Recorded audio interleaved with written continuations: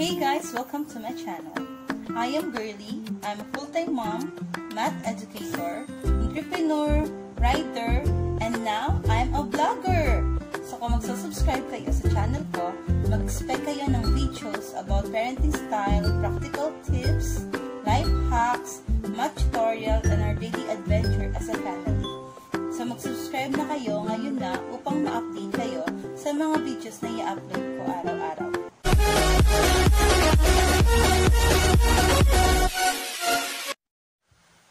Hi guys! Welcome back to my channel.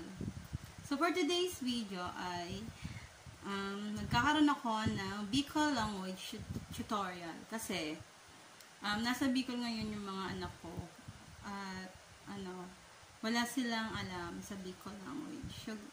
So gusto ko silang turuan ng ilang words sa Bikol para maintindihan nila kahit paano yung mga naririnig nila sa paligid nila. Although nasa quarantine pa sila ngayon, so siyempre paglabas ng after 14 days, makakasalamuha sila sa mga tao doon. So gusto ko kahit paano, meron silang konting alam. Kahit mga basic words na. So, itong video na to ay ginawa ko, siyempre para mapanood din nila doon sa Bikol at para matutunan din nila yung language. Okay? So, for our first word or sentence, ngaran. So, syempre, unang-una, ang itatanong sa kanila doon is, anong pangalan mo? Or, sisay ka? So, ang ibig sabihin po niyan sa Tagalog ay, what is your name? Mali. What is your name? Mali. So, ang ibig sabihin po niyan sa Tagalog ay, anong pangalan mo? Or, sisay ka? Sino ka? So, ang isasagot nun, parang Tagalog lang din. Ako si Girly. Ang pangalan ko ay Girly. Anong pangalan mo? Ang pangalan ko ay Girly. Sisay ka? Ako si Girly. Okay? Next is, kaysay kaaki. Sa Tagalog niyan ay, kaninong anak ka? Kaysay is kanino, aki, anak. Kaysay kaaki. Okay? Sa Tagalog, kaninong anak ka?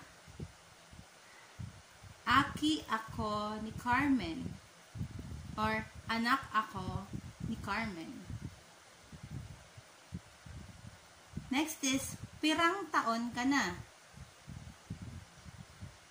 Pirang taon ka na? Sa Tagalog, ilang taon ka na? So, ang word na ilan, sa Bicol ay pira. Pirang taon ka na? Ilang taon ka na?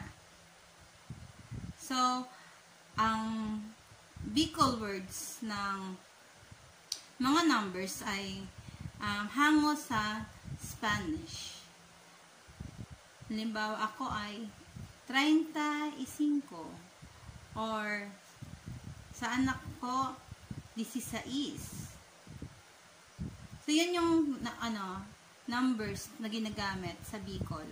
More on Spanish. Then, saan ka naka-star? Sa Tagalog, saan ka nakatira? Sain is saan. Sa Tagalog, saan. Naka-star, ibig sabihin ay nakatira. Saan ka naka-star? Saan ka nakatira? So, ang sagot niyan ay, naka-star ako sa Bacoor.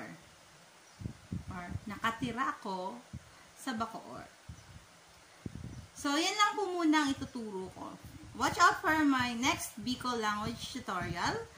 And, if hindi nyo po masyadong naintindihan, playback nyo lang po ulit, i-view nyo lang po ulit, at para ma-memorize nyo yung words na mga ibinigay ko. Anong pangalan mo? Kaysay kaaki? Pirang taon ka na? Sain ka naka-star? So that's all for today. Bye!